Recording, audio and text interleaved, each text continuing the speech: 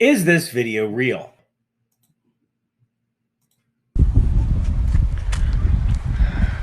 Коротше, хуй знає, куди я заїхав.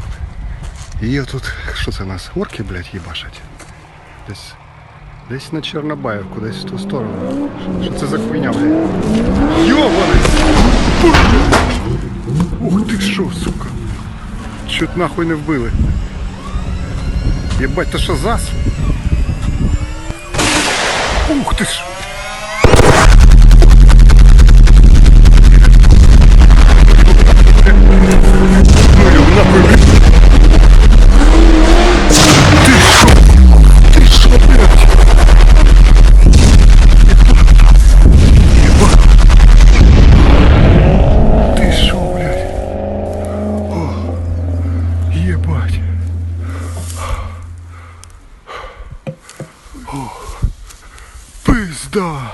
No, and let me explain why. I want to start with a term called diagnostic momentum. This is a term that's borrowed from medicine. Basically, whenever a doctor sees a patient, what they try not to do is come up with a preconceived notion of what is wrong with that patient, because then when they diagnose something, they're going to try to make their diagnosis fit their original guess.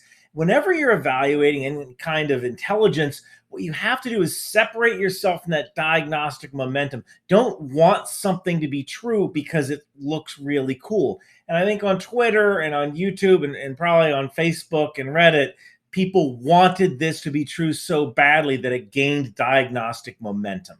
Now, I spent 20 years as a heavy weapons and anti-armor infantryman with some breaks for deployments, and I was also an infantry instructor for a while.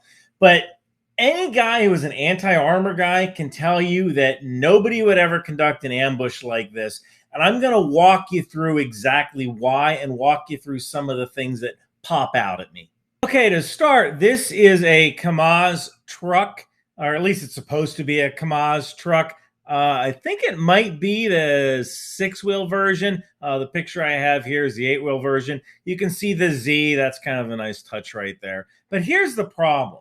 The truck is traveling at the front of this convoy.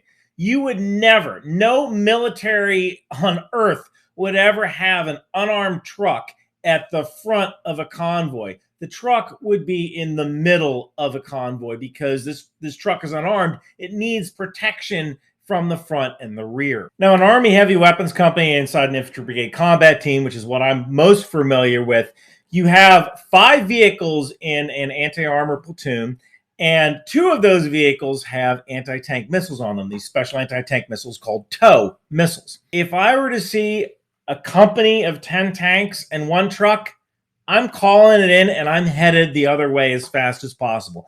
I can't take on 10 tanks. I might, if I thought I had the element of surprise, try to take out the truck, because whatever's on that truck is probably supplies. That might be a nice kill, but I want nothing to do with what those 10 tanks are bringing.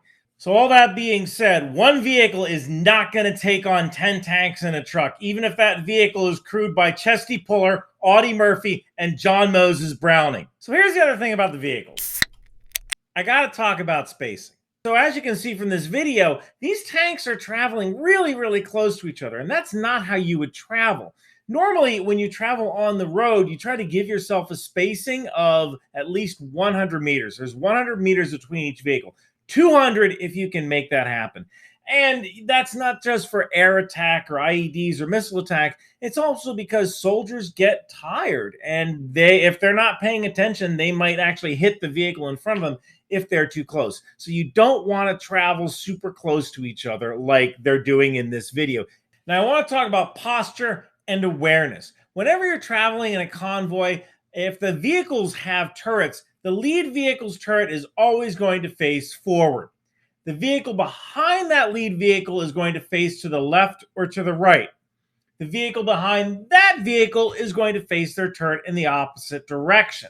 And this is going to go all the way down the line until you have a vehicle whose turret is facing rear. Convoys do this so you have security on all sides. As you can see from this footage, all of the turrets are facing forward. This is not how any army would conduct a road march. Now, I want to address that Master Chief and the Warthog flying over the hill, landing on the ground, and starting the attack. No anti-tank ambush would ever go like this, mainly because you have a perfectly good hill to hide behind, which means we have to talk about hull down. Okay, so you have a tank, and you have a hill, and you have a bad guy. What you don't do ever is jump the tank over the hill and try to kill the bad guy on the other side of the hill. You've got a perfectly good hill right here that you can hide behind while you shoot. Instead, what you do is you pull that tank up slowly until your turret is just popping over the crest of the hill. Then you can engage that tank with just the small portion of your turret showing. That's how you conduct an anti-armor ambush. So all that being said, yes, this video is fake. I don't know who created it, but whoever created it created something that was really entertaining, and they should get hired by Microsoft or Bungie Studios or some kind of video game design studio, because that was a very thrilling, a video game mission. But unfortunately, that was not how a real anti-armor ambush would be conducted. Thank you for watching.